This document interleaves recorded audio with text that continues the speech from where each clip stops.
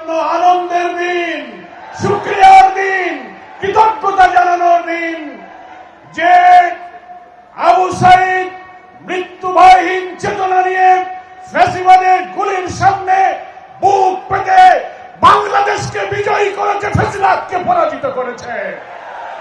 সেই আবু সাইদের অহংকার ধারণ করে যে রংপুরবাসী, সেই মৃত্যু ভয়হীন চেতনার আবু সাইদের আত্মত্যাগ, তার সেই দৃশ্য প্রযুক্তির সুবাদে দ্বারা দুনিয়ায় ছড়িয়ে পড়েছিল।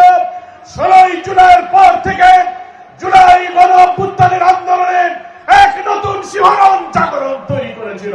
তত্ত্বপূর্ণ আত্মত্যাগ যেমন সারা বাংলাদেশের বিপ্লবী জনগণের রক্তে শিহরণ তৈরি করেছিল, তেমনি আমাদের প্রিয় নেতা, যাকে অন্যায়ভাবে কারাগারে মিথ্যা অভিযোগে আটক রাখা হয়েছিল 14 বছর, সেই অভিযোগ মিথ্যা প্রমাণ করে কারাগার থেকে মুক্ত হয়ে এটিএম আজহারুল ইসলামের মুক্তি সারা বাংলাদেশের ইসলামী আন্দোলনের কর্মীদের মধ্যে প্রাণের বন্যা তৈরি করেছে। আলহামদুলিল্লাহ, সেই প্রাণের বন্যা আজকে রংপুরের এই ময়দানে এক জনসমুদ্র তৈরি করেছে।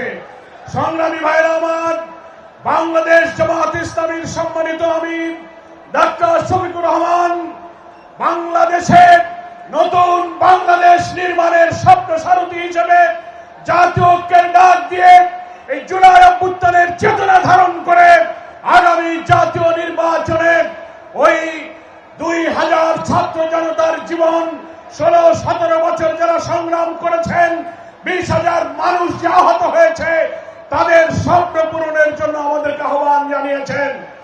ছাত্র আন্দোলনের সময়ে যে স্লোগান দিয়েছিল, উই ওয়ান্ট জাস্টিস, আমরা সুবিচার চাই, সেই সুবিচার, সেই ন্যায় বিচার একমাত্র আসমানের মালিক, আসমান থেকে নাজিল হওয়া কিতাব কোরআনের মধ্যে যে সুবিচারের বিধান দেখেছেন, সেই বিধানেই আছে একমাত্র সুবিচারের বিধান, সেটাই হচ্ছে একমাত্র জাস্টিস।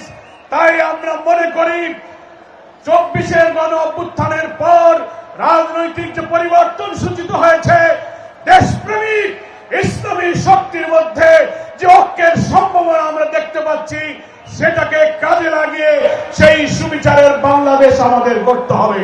মাহফিল অ্যাপস, দেশের সর্ববৃহৎ ইসলামিক ভিডিও স্ট্রিমিং অ্যাপস। হালালভাবে সকল ইসলামিক ভিডিও দেখতে এখনই ইনস্টল করুন।